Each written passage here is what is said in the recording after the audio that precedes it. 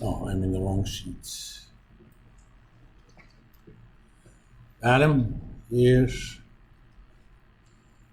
Clayton is excused today. Caitlin Ba, going twice. Clay's here.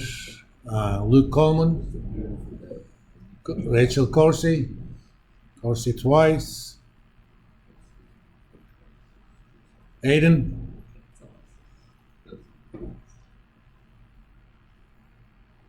Elijah, Jackson here, Shiley here, Ty. David is excused today.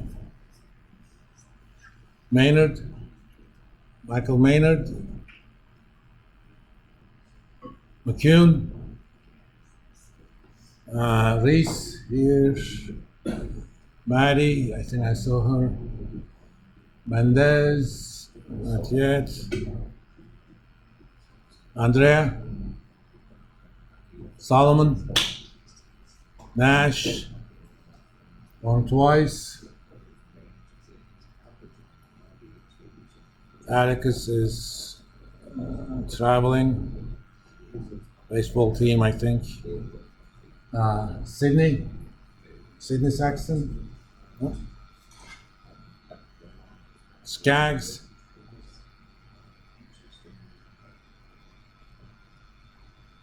Thomas is excused today. Tucci.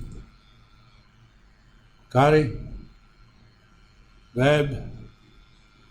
West. And Beatrice. All right. Let me quickly check how the market opened.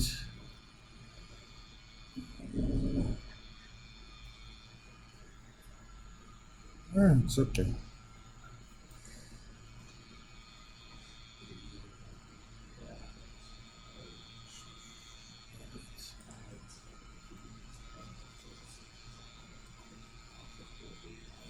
We're gonna start talking about pricing of bonds that are subject to default.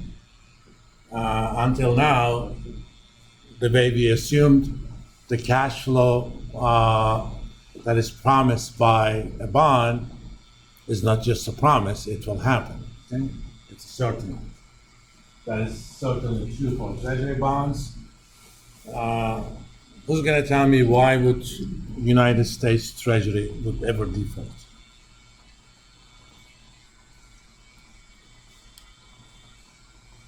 That'd be a budget bill that would pass through Congress. Maybe, but Treasury actually is able to issue their own coins, right? In fact, there was a Treasury is not about budget. Paying back the debt is not a budget issue.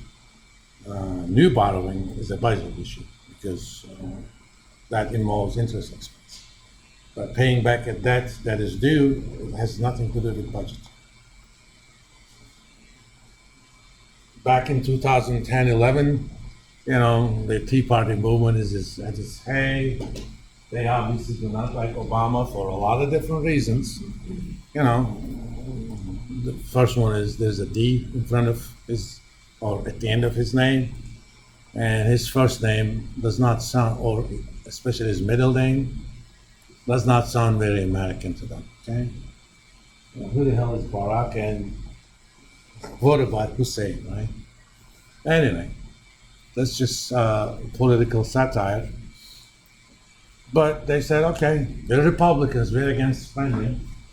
And as you may or may not know, US has a law that says Treasury cannot borrow above a certain limit. That's called the debt limit. It is one of the stupidest things ever. I think US is the only country that has that. And if that limit is not raised, as the budgets are giving deficits, then if the budget says we're going to have $800 billion deficit this year, well, you have to borrow that amount, right? But if borrowing that is going to get you above the debt limit, you cannot borrow. you technically have to default. And they kind of did a financial game of chicken, because if U.S. Treasury defaults, Second World War would be something we would aspire to. Okay, I mean, the entire world's financial system would collapse, and obviously, there would be a Third World War, and that's not going to be fought with just rifles. There will be nuclear stuff. And some people were thinking about, why would a country default on a loan that is denominated in the currency of its own? Okay? Turkish government has bonds that are issued in Turkish lira, okay? And Turkish Central Bank and Treasury, they are authorized to issue new currency. And, all you have to do is issue new currency, pay back the loan. Sure, you could actually eliminate all Turkish public debt in one day. You issue a lot of new currency, pay it back. That'll create hyperinflation, but that's a different issue, right? And people ask, why couldn't U.S. be able to do that if the debt limit is not raised? And there's also another funny thing about U.S.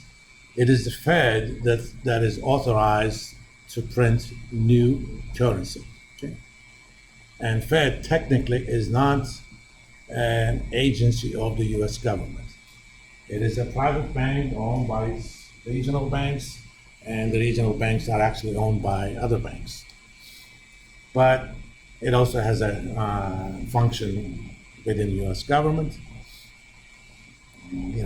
The Fed chair is appointed by the president, yada, yada, yada.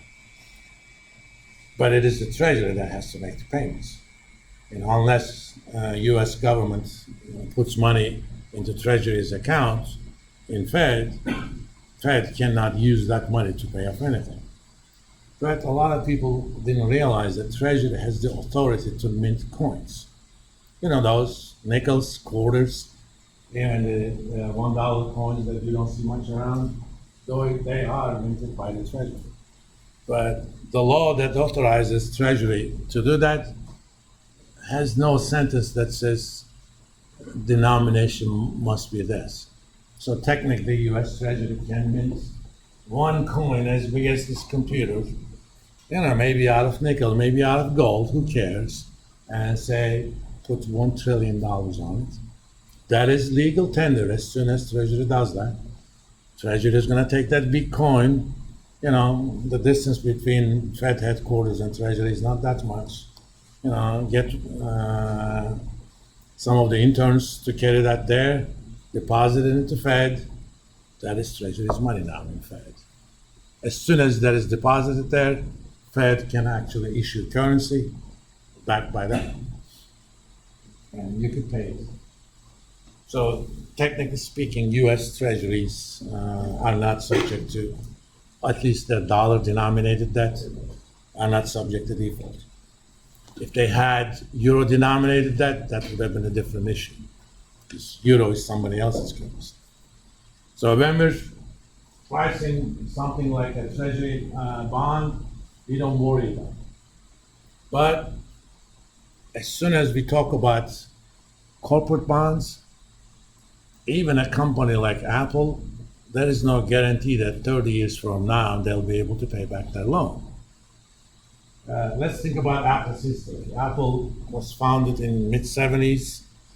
They kind of came up with their first PC kind of stuff, late 70s. And I think it was called Lisa. And they were the second one to use graphical user interface. The first one was somebody else, but they didn't do much commercial success. They actually used the mice for the first time. And Apple, by mid-80s, was a company that everybody wanted to own. But because of a lot of different things, And one of those things, back in 93 or 94, they actually fired Steve Jobs. Okay? And Apple was pretty much a specialized computer company.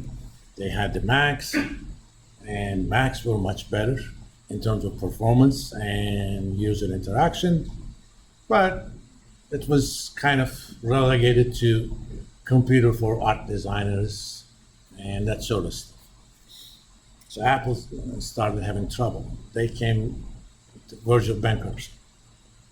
So if in 1985 somebody asked you, do you think Apple would default by 2000? The answer would have been hell no. But nobody would ever say that is impossible, because it is possible. Think of GM, 1980s. Okay, would anybody have an issue buying a GM bond? But they actually declared bankruptcy in 2008. Same is true for Ford and Chrysler. Okay? These were the big three of the American auto industry. Things change.